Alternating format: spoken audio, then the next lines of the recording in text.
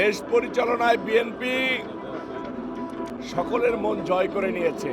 আমাদের চিন্তাধারা কৃষকদেরকে নিয়ে, আমাদের চিন্তাধারা সাধারণ ছাত্রদেরকে নিয়ে, ছাত্রীদেরকে নিয়ে, অ্যান্ড্রয়েড মোবাইল দেখে, নর্মাল ফোন নিয়ে যে জায়গায় স্পট দেওয়া থাকতো সেই স্পটে চুরি করে করে পলায় আসতো পুলিশের ভয়ে, হেলমেট বাহিনীর ভয়ে।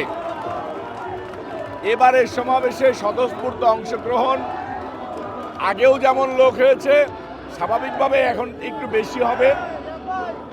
এখন কিছু হাইব্রিডও আছে, কিন্তু আগের সমাবেশের ভিতরে দিয়ে একটা আনন্দ ছিল, এখনো আনন্দ আছে। আগে একটা আনন্দ ছিল, এখন আরেকটা আনন্দ। আগে মনে হতো সমাবেশ সফল করতেই হবে, আর এখনকার মনে হচ্ছে যে দায়িত্ববোধ থেকে সমাবেশ সফল করতে হবে।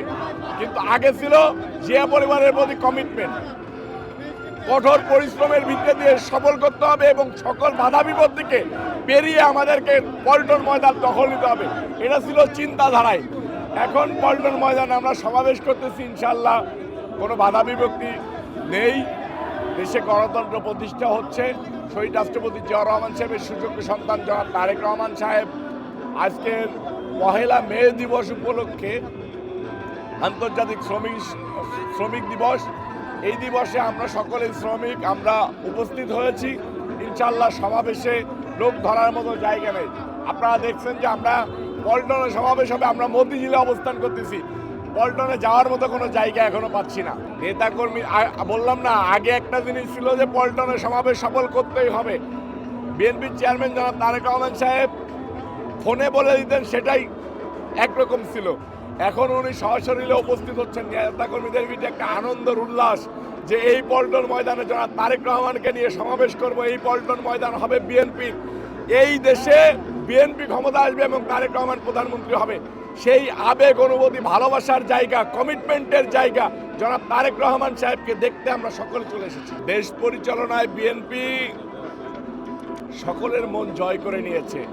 একদম সাধারণ মানুষ, একজন তৃণমূলের মানুষ, তারা মনে করতেছে সঠিক সময়ে সঠিক নেতৃত্ব, সঠিক সময়ে জনাব তারেক রহমান সাহেব প্রধানমন্ত্রী হয়েছে। আল্লাহ পাক রব্বুল আলামিনের কাছে আমরা সকলে শুকরিয়া জানাই। না, আমাদের তো এটা আমরাই চাই যে আমরা একটু দূরে থেকেও হলেও আমাদের প্রিয় নেতা যেন সুরক্ষিত থাকে, আমাদের প্রিয় নেতার যেন প্রোটেকশনটা ঠিক থাকে, আমাদের প্রিয় নেতার যেন নিরাপত্তাটা ঠিক থাকে। এই কারণে আমরা নিজেরাই দূরে থেকে সমাবেশ সফল করতে চাই। নেতা কর্মীদের অবস্থান রাজপথে, নেতা কর্মীদের অবস্থান স্টেজে না, স্টেজের আশপাশে না।